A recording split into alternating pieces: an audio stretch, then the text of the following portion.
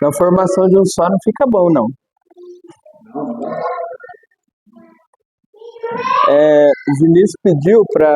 Deixa eu ver o horário primeiro, né? Para não falar demais. Para falar um pouco sobre a espiritualidade da congregação. Mas primeiro, como introdução, acho que a gente precisa entender um pouco o que é espiritualidade. Porque hoje existe na igreja uma confusão muito grande sobre isso. Até o Vinícius falou, teve manhã de espiritualidade ontem do pessoal da acolhida, né? Então eu queria perguntar para vocês, o que é espiritualidade para vocês? Um de cada vez, hein? Não briguem.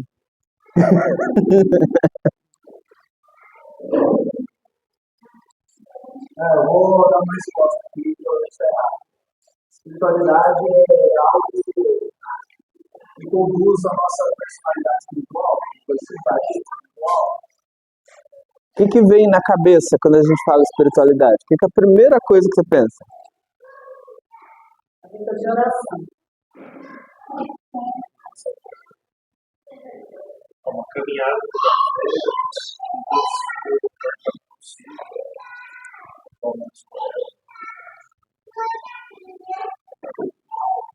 Mais alguém?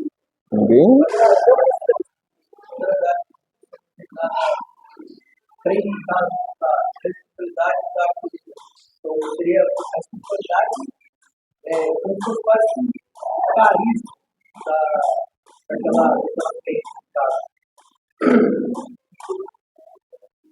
Então, para a gente ter isso bem definido. Eu não vou dizer quem está certo e quem está errado, porque não tem ninguém errado.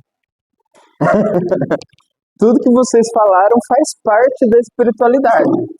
Mas não é só isso, a espiritualidade. Hoje é muito comum a gente, quando fala em espiritualidade, a primeira resposta da maioria das pessoas é essa da Regina, é oração. É a vida de oração. A gente liga muito isso a coisas espirituais, né? Mas não é só isso. O Tiago falou em carisma, que é uma palavra mais moderna. As coisas são mais ou menos ligadas, mas não são sinônimos. Às vezes até confunde uma coisa com outra, mas não é sinônimo. A espiritualidade, a gente pode dizer que seria o nosso modo de vida enquanto congregados marianos. Vou dar um exemplo aqui de vocês, talvez o Tiago se lembre disso. Quando a gente fez churrasco lá na casa dele, a gente estava conversando numa rodinha assim, e não me lembro qual era o assunto. Ele falou assim, eu podia fazer tal coisa, mas a nossa espiritualidade naciana não é assim. Você lembra? Eu não lembro qual que era o assunto. Não me lembro do que a gente estava conversando, acho que o Guilherme também estava. Eu pensei comigo, lá, entendeu o que é espiritualidade. Não é só... então a oração, o que seria a oração na espiritualidade? A oração é uma forma de expressão da espiritualidade. É uma forma de vivência da espiritualidade. Hoje na igreja a gente reconhece muito facilmente os grupos da igreja pela forma que rezam, né? Quando a gente vê alguém da renovação carismática rezando, a gente já sabe, esse aqui é da renovação. Às vezes até no falar. Nós temos uma vizinha lá no nosso condomínio que a forma dela dizer bom dia já é carismática. Tá na cara que é carismática. Então, e assim as outras espiritualidades é a mesma coisa. A gente reconhece pela forma, a forma de oração é mais explícita, vamos dizer assim, né? Por isso que a gente associa tanto a oração. Mas, como eu disse, é uma coisa para toda a nossa vida. Não só, por exemplo, eu digo sempre isso nas formações, a congregação não é só aqui na reunião, a congregação é a nossa vida inteira. Por isso que nós temos uma regra de vida. Nós não temos uma regra para reunião, nós temos uma regra de vida. Para a vida toda. Não só para os momentos que a gente está junto. Se vocês depois quiserem ler com calma em casa, a partir do número 13 da regra de vida trata dessas coisas da espiritualidade.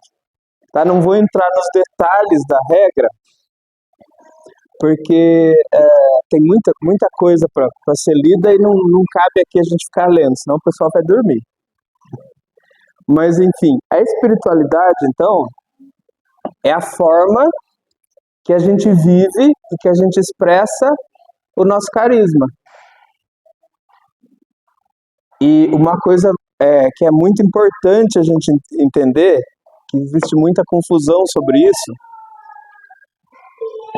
apesar de nós termos sido fundados por um padre jesuíta, o nosso carisma não é jesuíta, o nosso carisma é inaciano. É diferente. Uma coisa é ser jesuíta, outra coisa é ser inaciano. Ele falou lá dos padres do verbo divino, né? Verbo encarnado. Eu confundo com o verbo divino. Tem também. Então eles são inacianos, mas não são jesuítas. Nós éramos jesuítas até 1967. Éramos as duas coisas, né? Agora somos apenas inacianos. Então, se vocês entrarem no site da Província do Brasil da Companhia de Jesus, tem lá uma aba escrita assim, Grupos de Espiritualidade Inaciana. Se vocês forem nessa aba, tem lá a Congregação Mariana. A Companhia de Jesus reconhece que nós somos inacianos. Está escrito lá na Província do Brasil.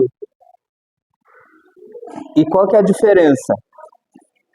O jesuíta, ele vive aquela regra da Companhia de Jesus, que foi fundada não só por Santo Inácio, mas por Santo Inácio, São Francisco Xavier, São Francisco de Borja e São Pedro Fabro. Fundador da Companhia de Jesus não é só Santo Inácio.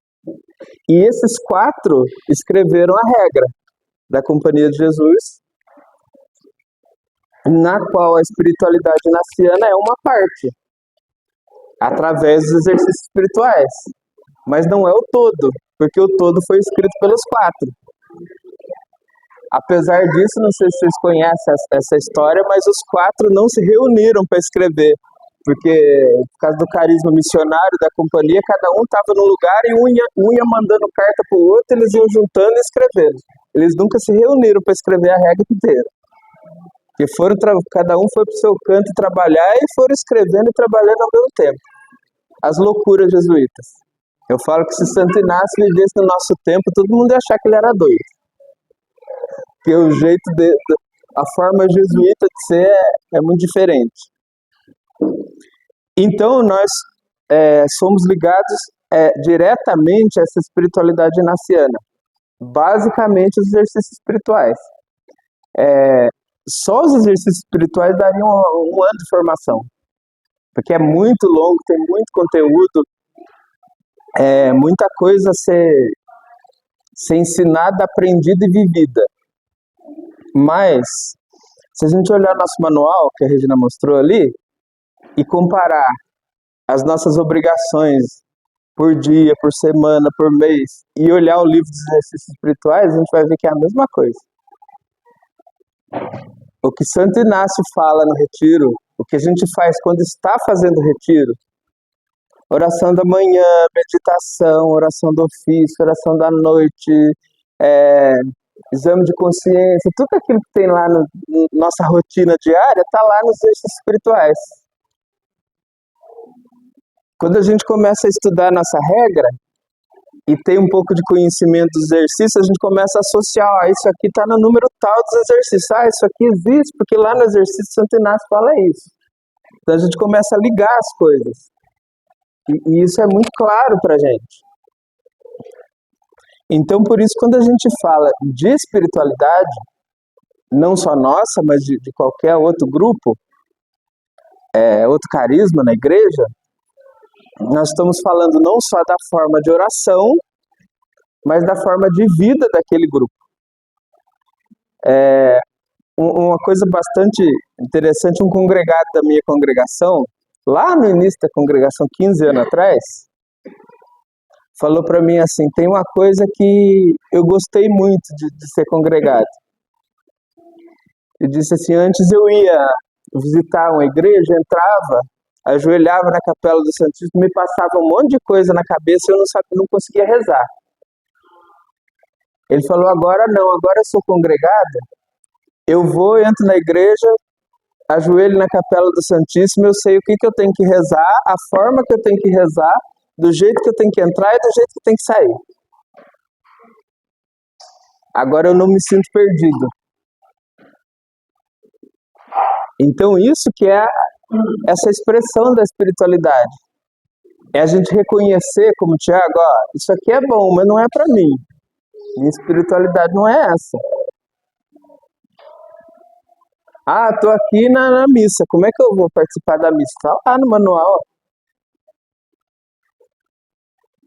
Nosso manual tem oração lá para antes da missa, para depois da missa, para antes da confissão, depois da confissão, exame de consciência, tem todos os detalhes da nossa vida.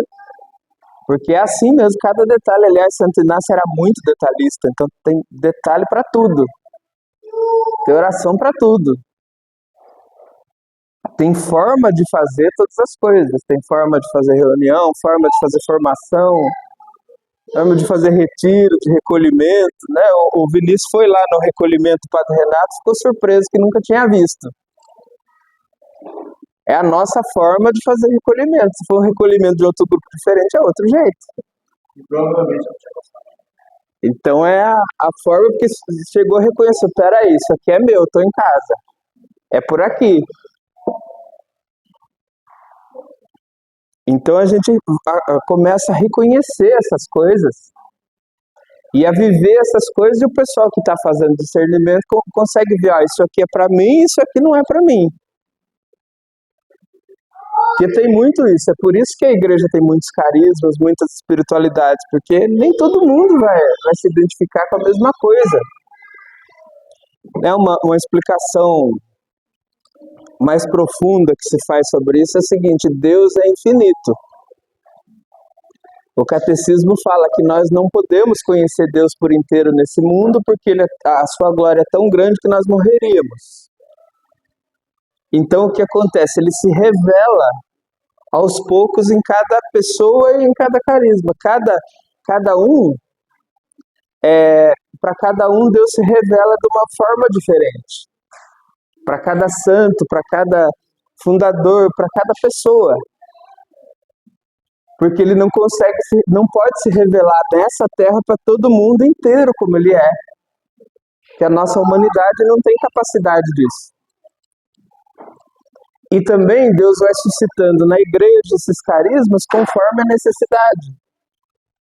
E a gente observa muito claramente uma coisa, a gente vê que existem muitos carismas da igreja que às vezes a gente acha que é até oposto uma coisa na outra, mas a gente, quando vai se aprofundando, vê que uma coisa completa a outra, determinada época tem necessidade de uma coisa, outra época vai ter necessidade de outra. Dependendo da necessidade da igreja naquele tempo. E muitas vezes é uma coisa até interessante a gente refletir. A pessoa que criou aquele carisma não sabe por que ela criou.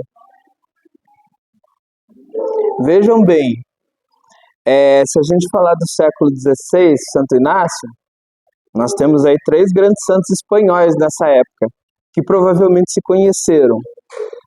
Santo Inácio, Santa Teresa e São João da Cruz. E São Felipe Neri na Itália, na mesma época. São Felipe Neri era amigo de Santo Inácio, a gente tem certeza que os dois se conheceram. Quando a gente vai olhar a espiritualidade de cada um, a gente fala, nossa, é uma loucura, um é o contrário do outro. Principalmente São Felipe Neri. E a gente vê que não.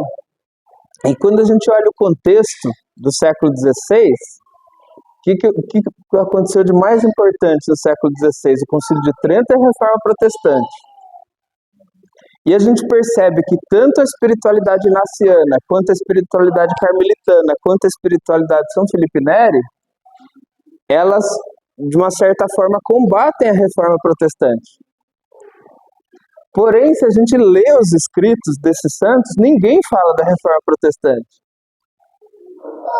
Ou seja, eles estavam fazendo uma coisa que foi inspirada por Deus, mas que eles não sabiam o motivo. Hoje nós sabemos pela história. mas possivelmente eles não sabiam. Quando a gente lê os exercícios espirituais, a gente vê Santo Inácio falando em noite escura, que é um termo de São João da Cruz, não é um termo inaciano. E Santo Inácio fala lá em noite escura, em algumas coisas. Aliás, muita gente se surpreende quando vai fazer exercícios espirituais pela primeira vez, porque quem está dirigindo o exercício geralmente tem muita, principalmente na quarta semana, muita citação de São João da Cruz e de Santa Teresa.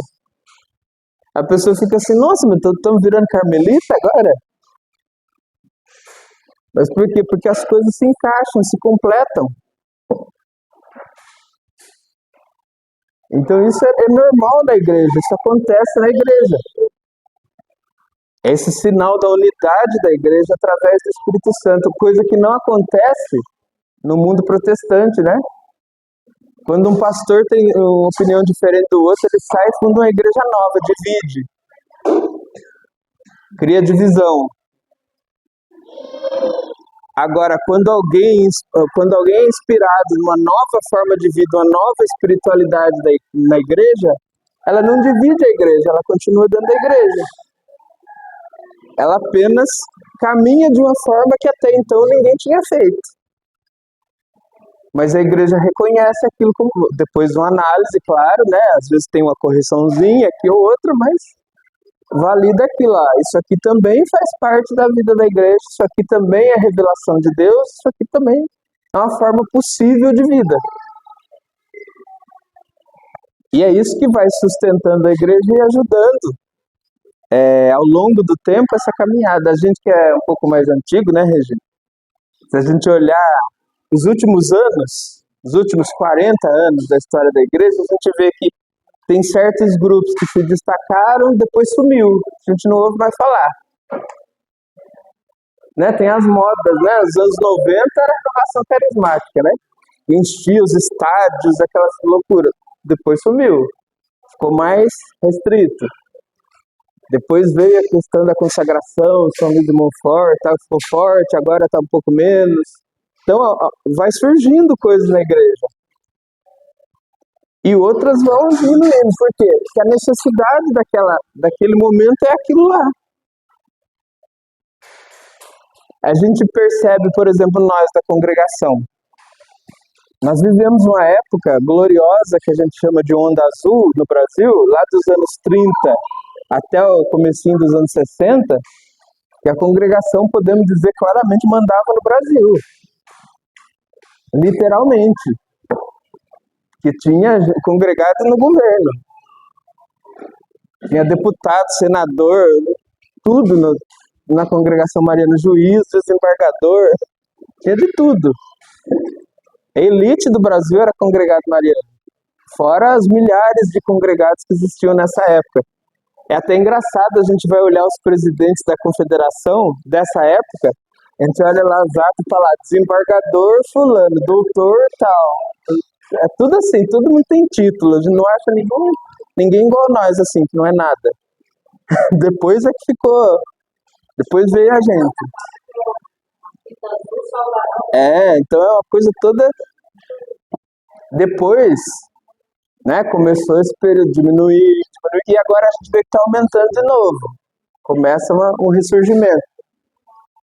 O que a gente percebe? Se a igreja, aliás, Dom César falou isso lá na CM 15, né? Se a igreja não precisasse mais da congregação, ela teria acabado lá em 67, quando os jesuítas se separaram. Se não tivesse mais necessidade, isso aconteceu na igreja com muitos grupos. Se a gente pegar os 2000 anos aí da igreja, teve muitas ordens religiosas que apareceram e acabaram. Por quê? Porque aquela ordem serviu aquele propósito naquele momento. Depois uma certa, não teve mais necessidade daquilo, aquilo acabou. Né? E é um pouco também da nossa humildade, né? De saber até quando aquilo é necessário. Eu recomendo vocês assistirem, tem no YouTube, documentários sobre os cartuchos, Os cartuchos foram fundados por São Bruno, né? Quem não conhece, são os monges que fazem voto de silêncio perpétuo.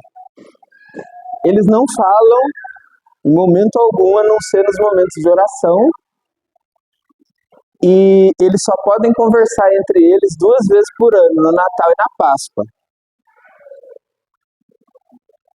E vivem totalmente isolados e não saem do mosteiro. Aqui no Brasil tem um mosteiro só, fica em Santa Maria, no Rio Grande do Sul.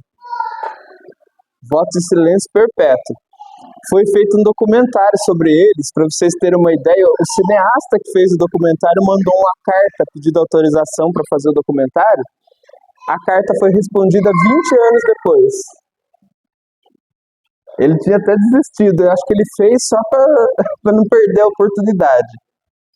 E é um documentário interessante que passa na Europa, e a gente ouve assim, era um período de inverno, né, de neve, é tanto silêncio que você ouve a neve caindo assim no telhado.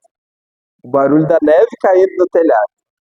Tem partes que aparecem os monges fazendo a barba, assim você escuta o barulho da gilete, assim, o monge fazendo a barba. Porque é tudo silêncio. Aliás, chama-se o grande silêncio. Grande silêncio. A gente só escuta som quando escuta eles rezando, cantando a missa, mas em geral é silêncio. Só existe um cartucho autorizado, que é o continuador. É. E foi autorizado nesse documentário fazer entrevista com os monges, né? E o que chamou a atenção é o seguinte, imagina, eles não podem falar, não podem sair, só podem rezar e ficar isolados. Como é que surge vocação? Como é que faz propaganda vocacional? Como é que divulga o carisma? Como é que divulga a espiritualidade? Aí o cineasta lá do documentário pergunta pro monge, olha, como é que vocês conseguem vocação? Se vocês não podem falar, não podem fazer nada. O monge responde, a gente reza e eles vêm. Só. Deus manda. Só isso. Quer dizer, uma necessidade da igreja, Deus vai lá e manda a vocação para eles. Tem no Brasil, provavelmente, 99% dos brasileiros nunca ouviram falar. Então, e nem vão ouvir falar, porque eles não falam. Mas eles têm vocação. Aliás, é interessante, eles também não recebem visitas.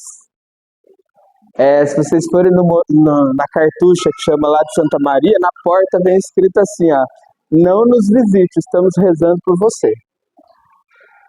Eles não recebem visita. E eles também não têm nome. E quem fica, os religiosos têm nome religioso, né? Eles não têm nome. Nem nome civil, nem nome religioso. Eles não são absolutamente ninguém. E uma ordem que tem mais de 1000 anos.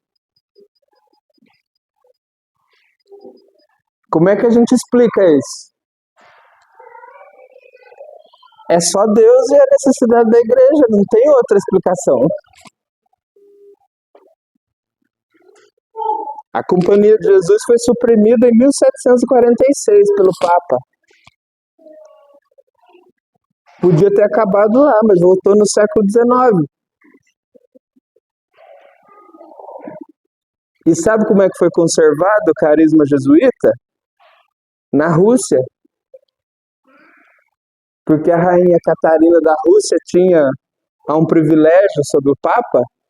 Quando o Papa suprimiu a Companhia de Jesus em toda a igreja, a rainha Catarina deu lá uma canetada e falou, na Rússia não, eu posso deixar aqui. E a companhia continuou existindo na Rússia. E o carisma não se perdeu. E no século XIX foi restaurada a Companhia de Jesus do mundo inteiro. Senão não estaríamos nós aqui. Olha que coisa de louco. Quando alguém faz uma coisa errada, que depois o Papa que suprimiu a Companhia de Jesus reconheceu que foi um erro, Deus dá um jeito e salva, conserva. A gente é que não tem fé suficiente para acreditar nisso. Deus tem os seus caminhos.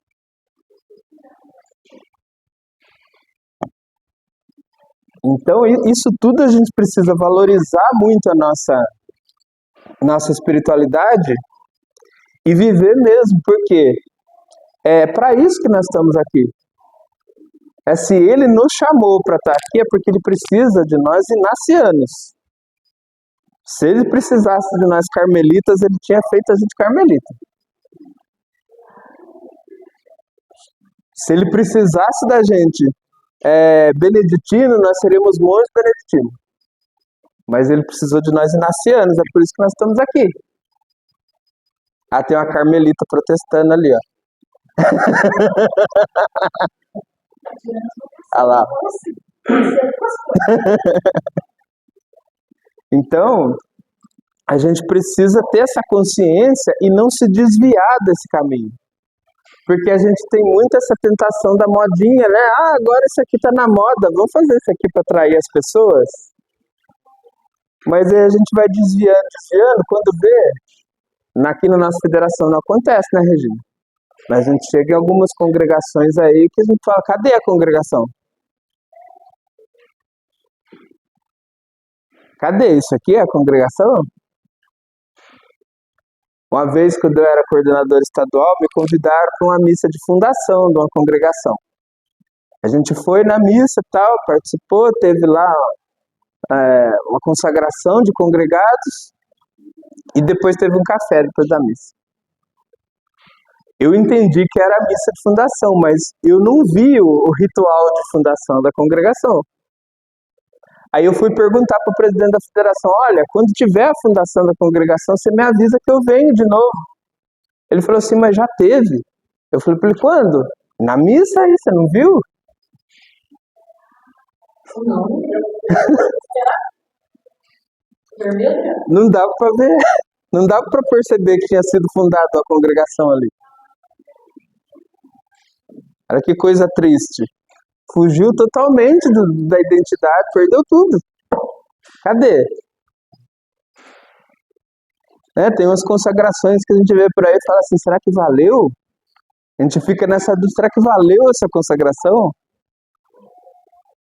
Em certos presidentes que a gente vê aí pelo Brasil, uma vez, o Padre Reizinho foi com a gente na Assembleia lá em Aparecida, observou assim, alguns congregados e ele me chamou no cantinho, ele falou assim para mim, Adriano, essas pessoas aí, você acha que devia ser congregado? E ele que não era congregado percebeu que tinha alguma coisa errada, que estava alguma coisa fora, que não batia. Então isso é coisa que a gente tem que valorizar. A espiritualidade de cada grupo, de cada movimento tem que ser preservada e muito valorizada. Se vocês observarem os religiosos, eles são muito firmes na espiritualidade. O Dom César, que é salesiano, costuma brincar que se perguntar para um salesiano quem criou o mundo, ele vai dizer que foi Dom Bosco. De tanto que tem aquilo enraizado. A gente fala, se perguntar para um franciscano como é o céu, ele vai dizer, é um lugar que não tem pobre. Se perguntar para um inaciano como nós, como é que é o céu, ele vai dizer assim, é um lugar onde a gente faz exercícios espirituais.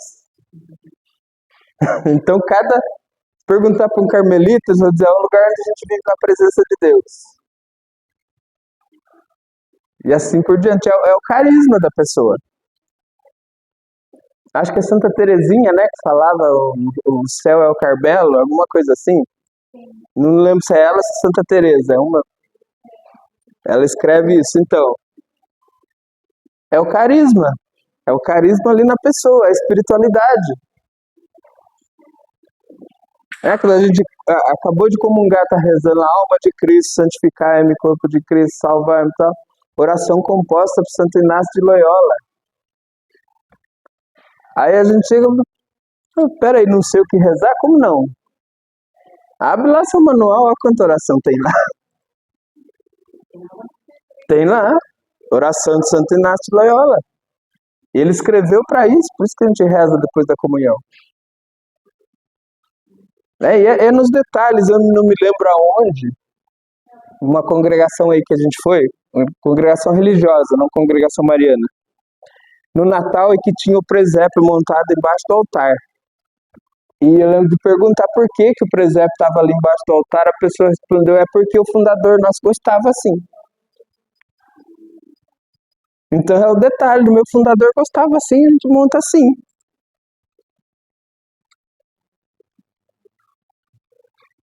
E para isso, para a gente não se alongar muito, que a gente já está falando demais, na congregação mariana a gente tem, como todo inaciano, 3 pontos centrais da nossa espiritualidade. Quem sabe dizer quais são os 3? Vamos ver se o povo está afiado. Vou dar uma dica, é o primeiro, o segundo e o terceiro. Ajudou bastante, né? Exercícios espirituais, não necessariamente nessa ordem, mas a ordem aqui não interfere muito. Orações espirituais. O retiro, exercício é a mesma coisa, a oração está mais ou menos ali dentro também.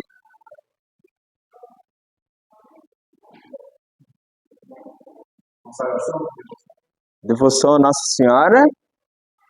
E o terceiro? Falta um.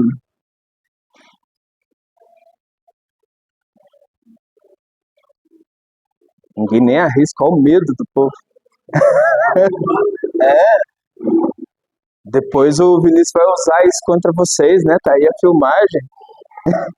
O terceiro é a vivência dos sacramentos, especialmente a Eucaristia e a confissão. Tanto que a nossa regra tem um detalhe. O pessoal brinca, né? Por que precisa para ser congregado? Precisa ser católico. Mas não é bem assim. A nossa regra fala que quem não pode comungar não pode ser congregado mariano. Isso se aplica a quem não fez a primeira Eucaristia e também àqueles que, pela sua condição, não podem comungar. Estão impedidos de receber a comunhão. Não pode ser congregado. Por quê? Porque diz a nossa regra que uma das práticas, uma das finalidades da congregação é a santidade. Então, se você quer ser santo, você está em situação que você não pode comungar? Que negócio é esse? Não faz muito sentido. Aliás, a congregação, historicamente, sempre cobrou muito isso.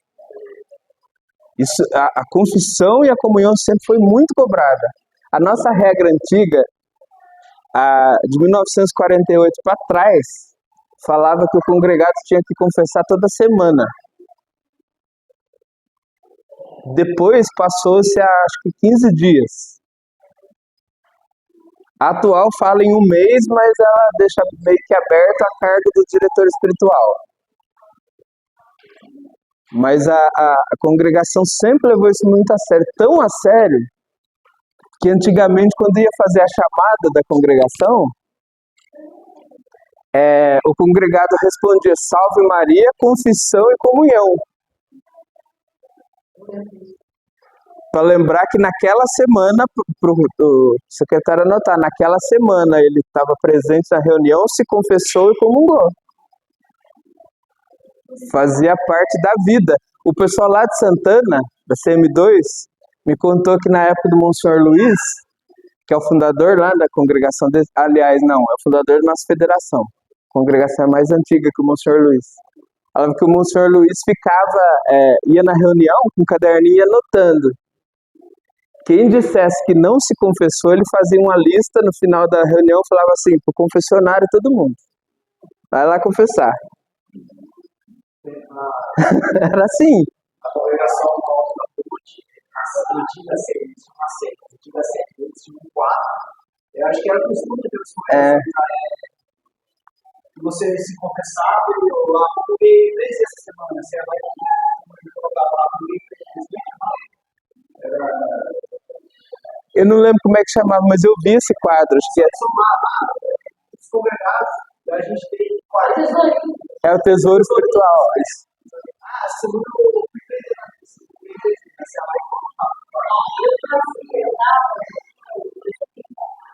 dava para os empregados todo mês. Daí eles colocavam quantos terços, quantas visitas, quantas Eucaristia, quantas missas, nem se não fosse palavra, né? Coisa da palavra, visita aos pobres, visita aos enfermos. O que mais eu tinha? O retiro. Isso. Colocava lá, era tesouro. Aliás, a minha congregação ainda faz, esse M17 tem. Tesouro espiritual, a gente faz. A gente faz. Na nossa lá tem também o velório. Quando você vai no velório de alguém, tem lá. E também tem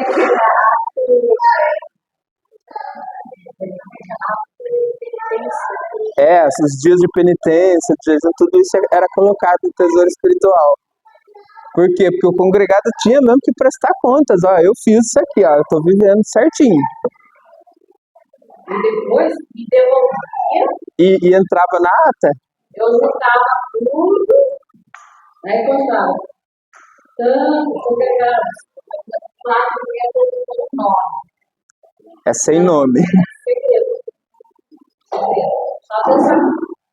Então a gente juntava. Congregação Mariana. Tanta comida, tanta comissão,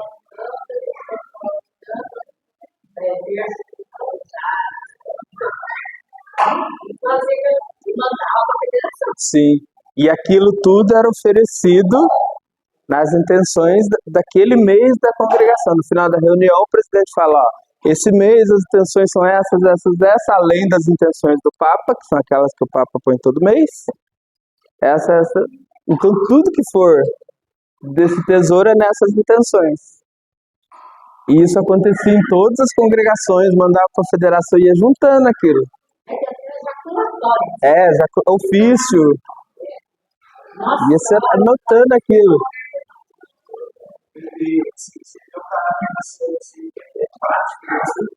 Anotar, vamos ver. Então, não, e para que serve isso? Para punir o congregado, para fiscalizar? Não. O congregado vê se ele está vivendo certo. Para eu chegar no final do dia e pensar assim, por que eu não rezei hoje? É para isso que serve, para o congregado, para ele pensar, por que eu não rezei hoje? É para ele se examinar, não para a congregação dizer, olha como o pessoal reza, não. Por isso que é anônimo, que é você e Deus, não tem? Diga.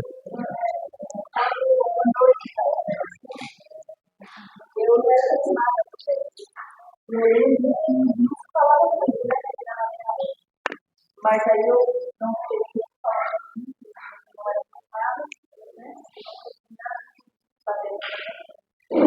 aí eu lembro que, como eu vinha muito, eu já mais de 10 vezes,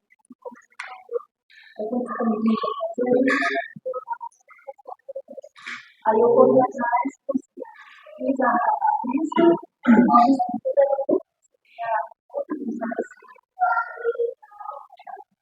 Então tem todos, aliás, nós temos um caso que é público na federação, a gente pode falar, né? Que é o Ricardinho, o pai do Ricardo, que ele vivia em Segunda União, participava da congregação, queria ser congregado e não podia. Aí ele regularizou a situação, fez todo o processo, tribunal eclesiástico, tal, conseguiu a nulidade do casamento, tal, se casou. No dia do casamento dele, ele recebeu a fita de congregado na mesma cerimônia do casamento. Agora você pode se consagrar. No mesmo dia ele se consagrou, congregado, e tomou posse como presidente da congregação dele. Depois de ter a situação regularizada. Vocês vejam que o amor dele pela congregação fez ele regularizar a vida dele. Ele arrumou a vida para ser congregado. Falar dessa semana da Sagrada Família, né? Semana da Família, vai ter acho que uns 3 dias da semana, vai ter batizados, vai ter primeira comunhão, e no sábado, dia 15, que é dia da Assunção de Nossa Senhora, vai ter crisma de adulto. Nós estamos regularizando, todo mundo está crescendo. Vai regularizar É, Assunção de Nossa Senhora. Eu fui crismado 16 de julho, dia de Nossa Senhora do Carmo.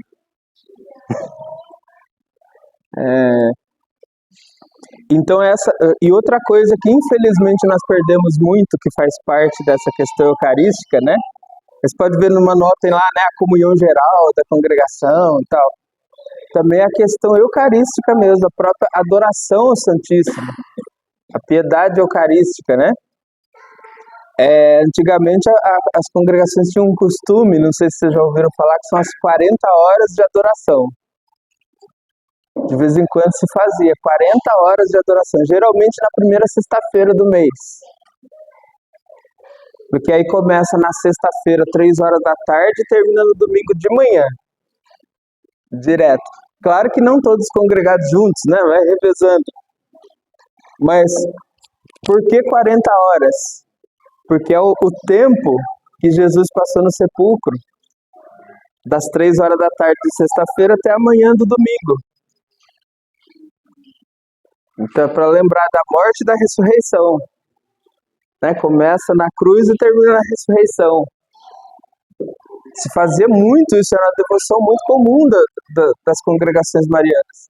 Não só isso, as vigílias, né, de adoração nos retiros, fazer noites de adoração, se fazia muito a adoração mensal, né? Nosso manual tem lá uma hora santa, a adoração mensal. Terceiro domingo, terminava a missa, a gente ia para a capela, aí lógico que não dava uma hora santa, uma hora, dava uns 40 minutos, porque eu não cantava, tá? Por causa que logo em seguida tinha visto, lá. Mas a gente fazia agora são 4 horas de 4 etapas de 15 minutos. Que a gente fazia, e toda quarta-feira, até se coloquei o da terça, na verdade não é da terça, a gente estudava o ofício antes da noite, as crianças, antes da missa, de domingo, cantava o ofício, depois o pessoal saiu, mas assim, todo domingo, e depois era só o fim. E toda quarta-feira, antes da noite, só que depois assim, ficou saiu da tarde. Eu fiz muito difícil também, que volta. Não sabe, né? Tá vendo? Ele fez uma pastinha pra gente se faz, tá tudo guardadinho. Faz isso aqui, né? E assim, era muito gostoso, né? Até hoje, a gente fez isso. E depois no final a gente trabalha. Ou eu prometi também, né? Eu prometi também uma consagração. Sou filho de Maria. É da Piunião. É o hino da Piunião, Eu prometi, fiel serei por toda a vida, ó minha mãe querida. Eu prometi, fiel serei, e ditosa alegria, filho sou de Maria. Só que era filha, né? A gente cantava filho, porque mas era da Piunião, era filha, né? Filha sou de Maria.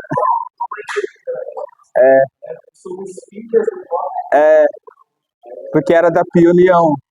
Eram os hinos da Piunião. Então tem muitas essas coisas que a gente precisa recuperar. Precisa recuperar essa piedade eucarística, essa vivência dos sacramentos. O que o Vinícius falou, os exercícios espirituais. A gente só vai entender bem o que é ser congregado no dia que a gente fizer exercício espiritual. Não só ler o livro, porque ler o livro o Vinícius já leu, sabe que às vezes não acrescenta tanto. Mas quando você vive, faz o retiro é outra coisa. Seria que o livro é um manual para você fazer. É, ele não é uma coisa para você aprender nada, você não aprende nada, ele é um manual. Você pegar ele e encaixar Não serve para nada, né? Aliás, é uma tradição piedosa inaciana, não sei se vocês já ouviram falar, a tradição jesuíta, porque os exercícios espirituais eles têm uma particularidade. Quando você lê o livro, você não consegue aprender, você não consegue fazer, você só consegue aprender a fazer o exercício sob orientação de alguém. Então fica aquela dúvida, Santo Inácio aprendeu com quem?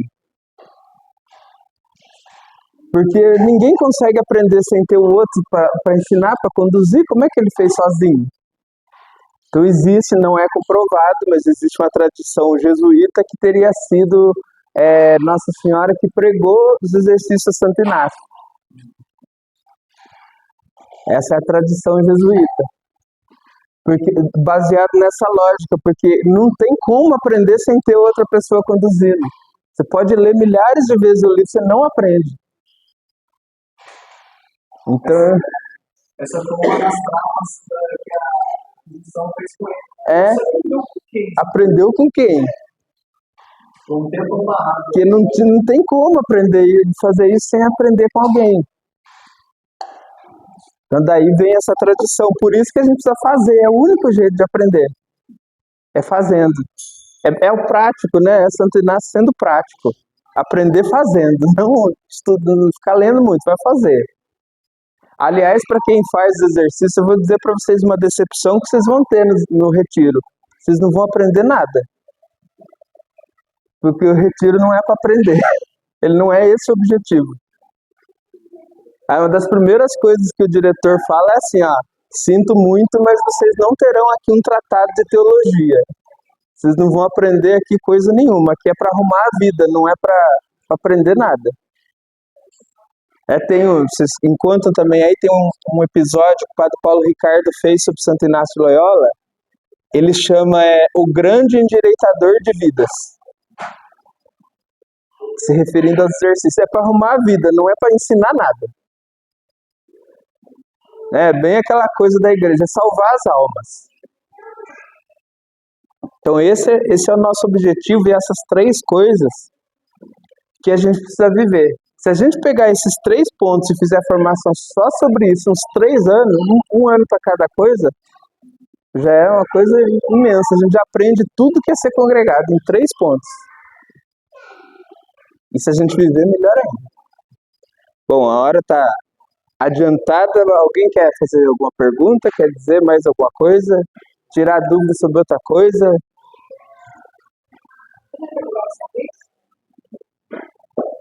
Seria uma dúvida é uma coisa a parte da informação, se a gente quer uma dúvida sobre a informação, depois eu faço a pergunta. Eu queria comentar uma coisa sobre a informação. A gente não vai dar palestra na a gente fala sobre a ilustração e um dos pontos é explicados pelo manejo coloquial, e São Paulo fala de 3 pontos, por Paulo Espírito. E a gente sendo que o Espírito é uma terceira parte, mas o Espírito é como se fosse a parte da nossa alma em relação ao Espírito. O Espírito é aquilo por onde o Espírito Santo age. É como se fosse um canal. É a nossa parte que é e por onde o Espírito Santo age.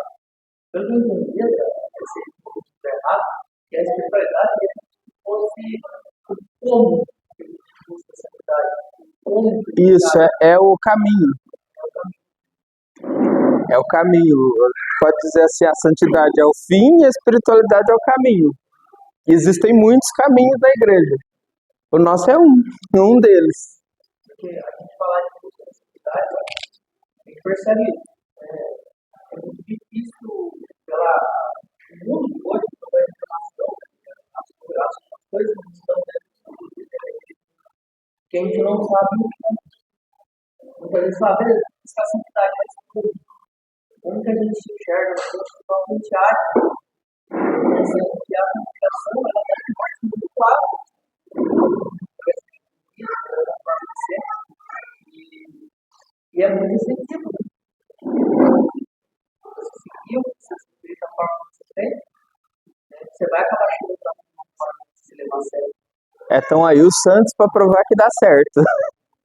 É uma coisa que também é inaciana, que é importante, complementando isso que ele falou, é assim, tudo que é inaciano, ele depende da pessoa. Então, a congregação, ela mostra o caminho, mas quem faz o caminho é o congregado. Os exercícios espirituais são assim. Quem faz o retiro não é a pessoa que está pregando, é o retirante. E por isso o retiro inaciano também é de silêncio. Um não conversa com o outro. Por que não conversa? Porque o seu retiro é diferente do dela. Vocês podem estar juntos fazendo retiro, mas o seu não é igual ao dela. Porque cada um é diferente. Homens e mulheres, porque os exercícios inicialmente, Santo Inácio pregava individualmente para cada um.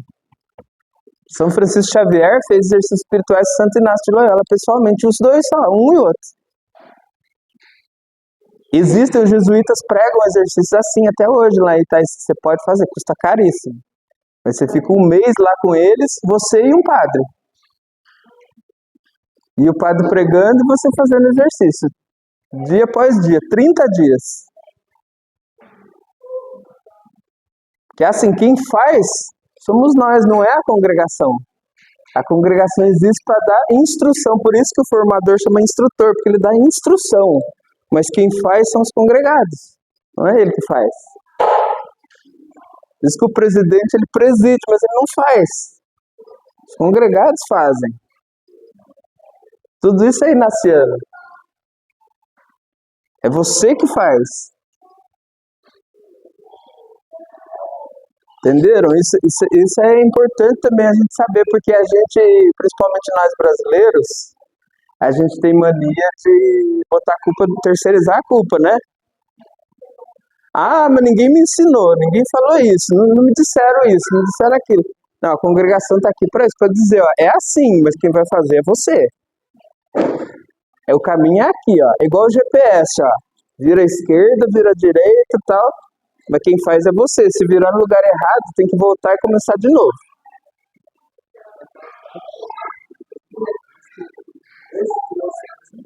Mas não salvar a sua.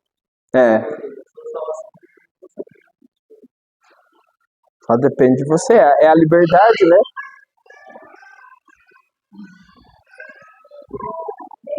Mais alguém quer dizer alguma coisa? Perguntar?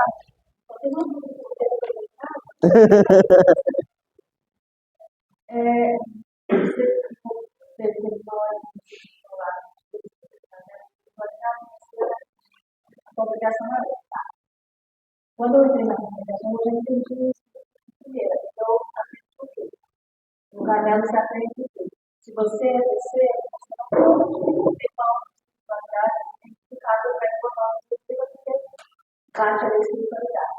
Não é legal. Isso não existe. Porque caminho para você estabelecer. E eu lembro que a minha dúvida era, eu sou convidada, e eu posso, e eu quero continuar. Muito, primeiro é convidado, depois lá e vai com uma pessoa. Eu quis estar no corpo. E a minha dúvida sempre foi, até que um dia eu encontrei o padre. Lembra aquele padre do cachimbo? Padre Paulo. Padre do cachimbo foi boa. É que ele gostava de fumar cachimbo. E aí eu perguntei para ele, e ele falou para mim que não, ele estava no corpo. Eu não lembro a explicação dele. Mas foi a partir daí que eu tomei a decisão. Então eu não vou largar nenhum outro, eu não vou largar nela, e também não queria fazer a explicação.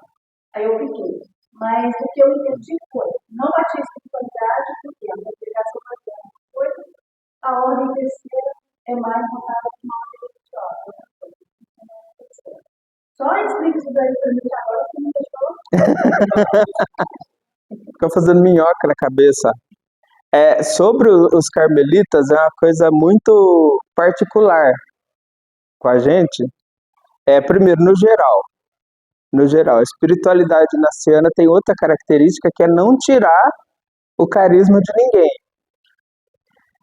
Se vocês pensarem, por exemplo, que o Papa, que é agostiniano, faz exercícios espirituais, retiro inaciano. Aliás, de Santo Inácio até agora o Papa Leão XIV, todos os papas fazem anualmente exercícios espirituais. É o retiro oficial do Papa. Nós tínhamos um Papa jesuíta, mas agora tem um Papa agostiniano, ele faz exercícios espirituais. É característica dos exercícios, não tirar o seu carisma. Um agostiniano não deixa de ser agostiniano por fazer exercícios espirituais, pelo contrário, ele fica mais agostiniano. Um franciscano que faz exercícios espirituais, ele fica mais franciscano, não menos. Ele não vira jesuíta. Porque a finalidade do exercício não é essa. O exercício é muito pessoal. Não é o que você vai fazer depois, a sua atitude é você e Deus. O exercício não é um retiro vocacional para atrair gente para ser jesuíta. Não, é para sua conversão onde você está, não tirar do seu lugar. E o particular dos carmelitas é o seguinte, tem divergência sobre isso, tá? Mas certamente o caminho é esse, né? Tem divergência sim sobre a exatidão. Tem as famosas moradas de Santa Teresa, né? As 7 moradas. E os exercícios espirituais, é um retiro que foi feito para 40 dias, 30 dias, podendo ser até 40, porque Santo Inácio fala que depende do desenvolvimento da pessoa. Se a pessoa tiver dificuldade, você pode esticar um pouquinho o retiro até que ela consiga se entender ali. Mas é dividido em 4, são 4 semanas. A última semana dos exercícios, ela é praticamente espiritualidade carmelitana. Por quê? Porque o exercício é uma escada. Você começa e vai subindo. Chega num nível, que é a 4ª semana, que chega num limite ali da espiritualidade inaciana. Dali para frente, só a espiritualidade carmelitana que vai poder subir mais. Então é um complemento, uma coisa complementa a outra. Uma coisa é a continuação da outra. Tem gente que diz que os exercícios espirituais chegam na 4ª morada de Santa Teresa. Outros dizem que é a 3ª, outros dizem que é a 5ª. Não tem ainda uma certeza sobre isso. Mas o que se sabe é que até, para usar esse termo das moradas, até a 7ª só carmelita. Para chegar até a 7ª só carmelita. Que é um nível mais superior. Por isso que antigamente era muito comum congregado mariano virar carmelita, ou as ordens terceiras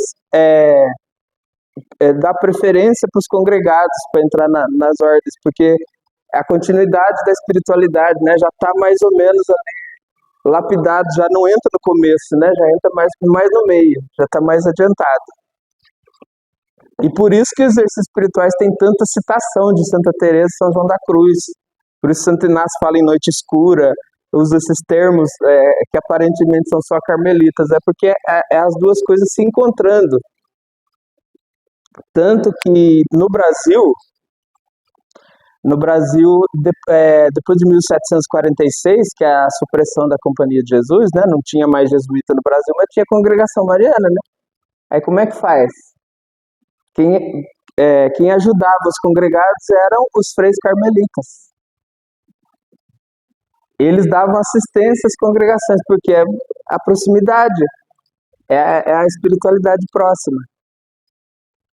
Tanto que vocês pegarem as congregações mais antigas que tem no Brasil do século XIX para cá, congregação de Itu, Nossa Senhora do Carmo, Santo Alberto, fica no convento do Carmo de Itu, porque é a ligação dos carmelitas. Na ausência dos jesuítas, os carmelitas assumiram as congregações e começaram a ajudar por causa da proximidade, que conversa. Congregado mariano. Então é coisa dessa época.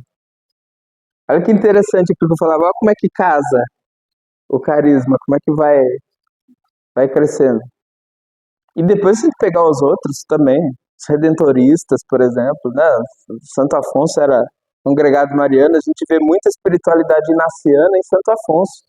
Inclusive, Santo Afonso é considerado continuador da obra de Santo Inácio de Loyola. Todas aquelas coisas que Santo Afonso escreve sobre a redenção, aquilo é inaciano. Ele só escreve, vamos dizer assim, aquilo que Santo Inácio não teve tempo de escrever. Em fevereiro, na formação de Santo Afonso, ele falou do pai Santo Afonso para ter exercício. E ele mesmo, ele era congregado. O comparativo que eu fiz hoje na formação é interessante, que quase que casa com o que você falou.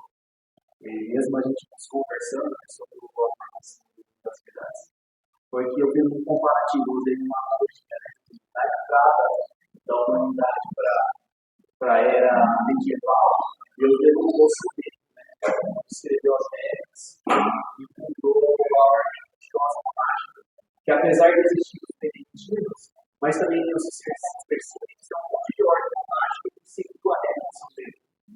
E os monges eram carregados pela autoridade do momento, construíam arquiteturas, traduziam os livros, faziam as obras intelectuais, tudo na mão dos monges.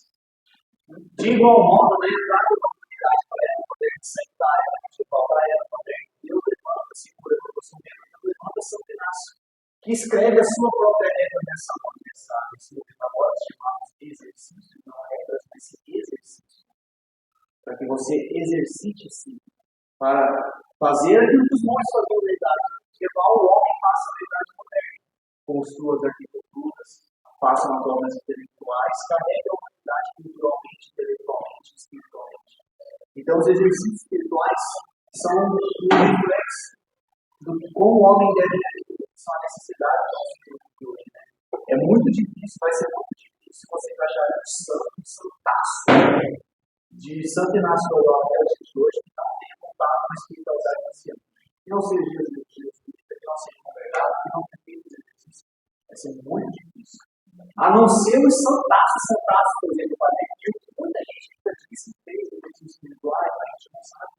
Mas a maioria esmagadora da idade moderna para hoje tem contato com os exercícios espirituais. Então, a congregação mariana está nesse centro, né? Como diz a congregação mariana, hoje com espiritualidade.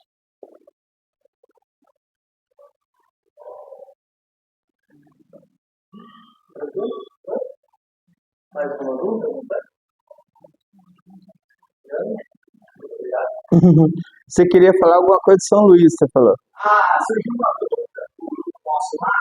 A gente está fazendo um levantamento de informações sobre a congregação. Você sabe, Adriano, por curiosidade, por que a gente assumiu como patronos? Provavelmente é por causa da juventude.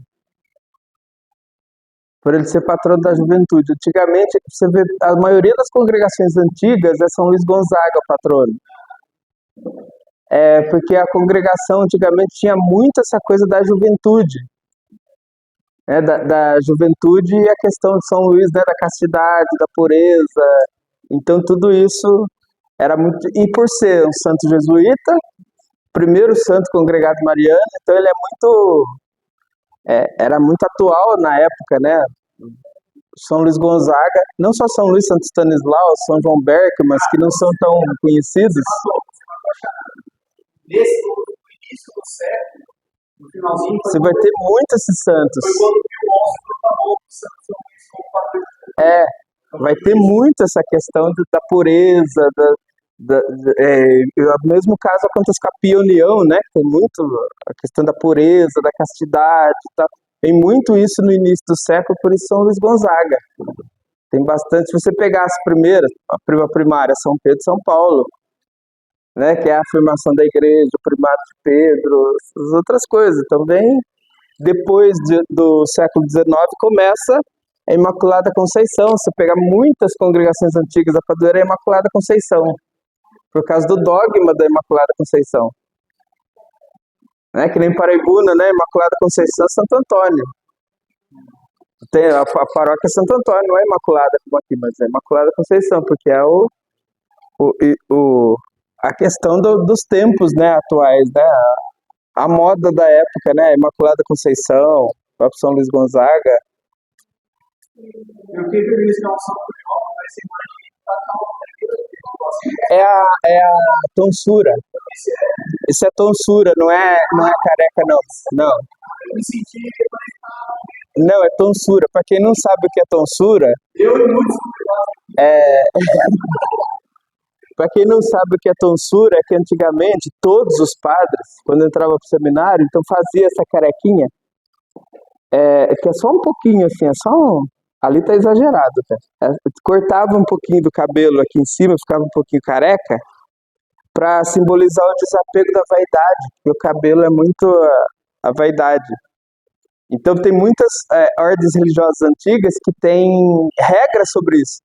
Por exemplo, vocês vão ver que os franciscanos, né, é só uma faixinha assim de cabelo, né? O resto é tudo careca.